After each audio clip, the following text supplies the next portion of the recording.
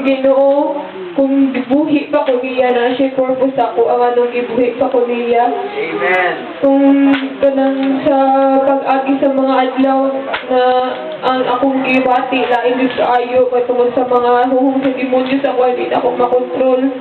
Nagulit yapon ko sa word sa Ginoo na they who wait upon the Lord shall renew their strength and soar up high like an eagle.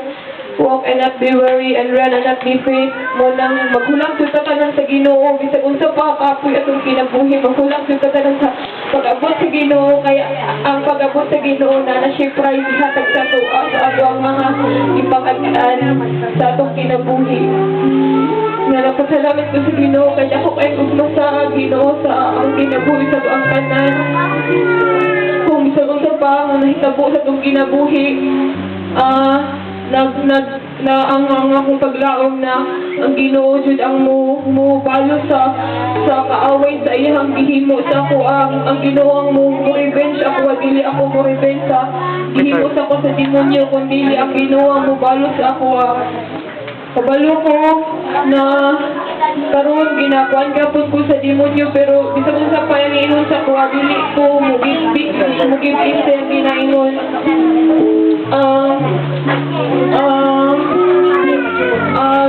kuan ka ng nagpasalamat ko sa Ginoo kay kanang sa mga tao na iyang ipang kuan sa kuha ipadala niya sa kuha na mag-encourage sa kuha nagpasalamat ko sa Ginoo na kay bisag ko sa hay pananaw na ko pero maghuhunaw nagdatan sa mga tao mo na malibog ang utok pero ginalabanan doon ako na mawala na sa kong hunahuna.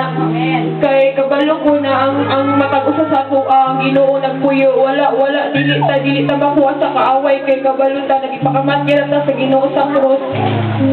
Muna nagpasalamat ko sa Ginoo magkanta ko sa Ginoo ako'y kanta sa iya ang kwan. Thank you for the cross, the mighty cross.